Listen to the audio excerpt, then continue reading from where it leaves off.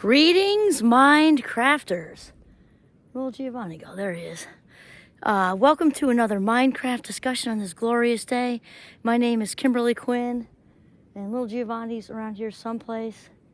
We are your host and hostess with the most and mostest on this glorious day. We are still snowshoeing. Why? Because we are in northern Vermont where there is still snow. And there's not really much of a way to walk back in these woods at the tail end of March without snowshoes, so it's all good. It's also a really good workout. It's good for the thighs. So this little Giovanni's getting some good smells up there. I'm not sure what's going on with that. Let's see if you can see him up there. Giovanni, come on. Okay, so today, I was inspired by Abraham Hicks because she was just saying some really intelligent, insightful stuff. It was actually not this morning, but it was I forget, it was yesterday or the day before. Not sure. But anyway, what I want to talk about is that rumble strip in the middle of the road of the highway. Some people call it the drunk strip, but it's way more positive to just think of it as waking you up, right? And so this is super metaphorical for life and being in alignment, because I know for me, I strive to be in alignment as much as possible every day and in every way, which means having my authentic self, my most authentic inner self, aligned with, God, source, connection, universe, however you want to call it.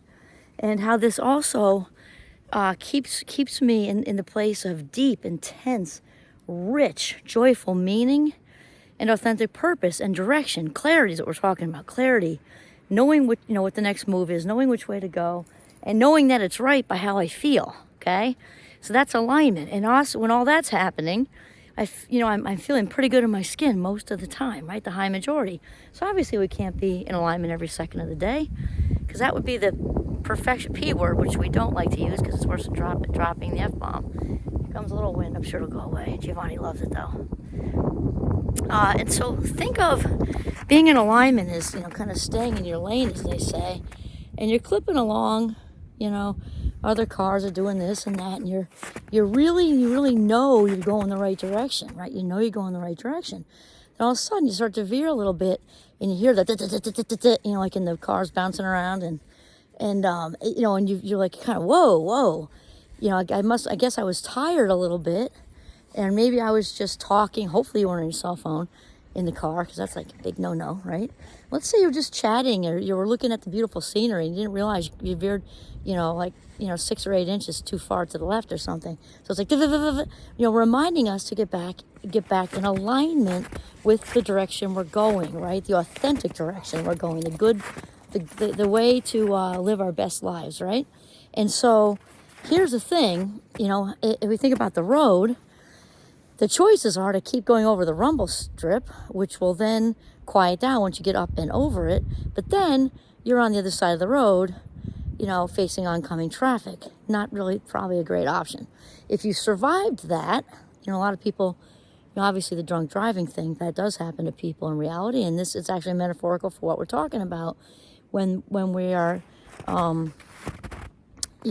not actively engaged in our authentic path and making the right choices and things like that. I'm not saying it with judgment. I'm saying it with observationally speaking, right, and metaphorically speaking. Okay, so we cross over, but we're not talking about the drunk thing. That's not my whole point. Okay, so crossing the rumble, and then it gets quieter, but potentially dangerous, right? We're way out of our lane, out of alignment, not heading the right way, which is not good for our relationships, our health, physical, mental, spiritual, none of it, because we're not in alignment. We're not, our innermost being is not going the right way, right? And so if you did survive the oncoming traffic, metaphorically speaking, then you're just in a ditch, right? Or a guardrail. You're in a ditch or a guardrail. And so that rumble strip thing we're talking about is contrast. And so we don't always like contrast because, we don't like when we have somebody give us, snark that kind of pushes us the other way, or we didn't get the promotion we wanted, and when we were sure we were going to get it, and then somebody else ended up getting it instead, or the rug got pulled out from under us for whatever reason, or it's social, or some curveball life threw us, right? And it presents us with contrast.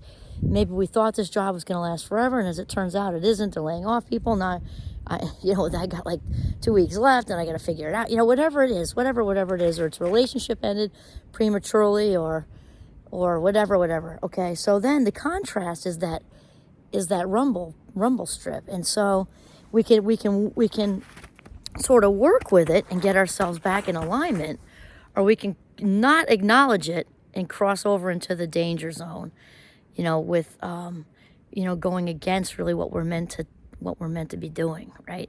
And so so another thing, okay, so the contrast, which we don't, it's a very tough sell to get people to embrace contrast, especially when they're actually in it.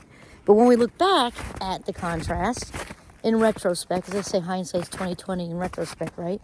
We can pretty plainly see usually that even as painful, excruciating as that relationship ending was, now you're with, your favorite partner ever, or maybe you're even married, and who knows, or, that job that you were, thought you really liked and what you were growing from, maybe you were, maybe it was all good, and then there were layoffs. Well, now you dipped into your own business and your loving life. You got making more money and more free time to be with the partner and the kids or yourself or whoever. When we look back, it's great. When we're in it, not so much, right? So here's the thing. When the rumble strip representing the contrast, responding, getting back in line, right, is that contrast always precedes expansion. It just does, because that contrast of what is, what was, what will be is kind of huge. And so we are constantly expanding and heading for our next move. And that contrast or rumble strip is kind of necessary for that to happen, even though it can be challenging in that moment. So really, what this whole episode is about is just trying to maybe take a step back mentally, distance ourselves, because when we do that, when we have contrast, and instead of digging our claws in and getting all resistant and making it all blow up and be worse, we can actually just take a step back. And as far as my rumble strip example, hear it and get back in the lane, going forward, going the right direction. When we sort of back up from the rumble strip or back up from the contrast without resistance, just acknowledging, whoa, I wasn't going the right way. Oh, this is making me think of something that I could be or should be doing, whatever. When we acknowledge the rumble strip or the contrast, this gives us clarity, and clarity is what we're after. Clarity is huge. This is how we really can hear our innermost being and our very next move, which will have us on, just the path of joy, right? Just the abundance track, and that is what we're talking about. So this whole thing is about being mindful of the rumble strip, and believe it or not, grateful. Tough sell when we're in it, but when we look back, I know I can think of my rumble strips in the past, and I'm grateful for every single one of them. Again, tough sell in the moment because you can't fast forward to the future. When you look back, it all comes together. The dots all connect. So that's it. This is Kimberly Quinn and Little Giovanni signing off from the Notch at Northern Vermont. Have a mindful day.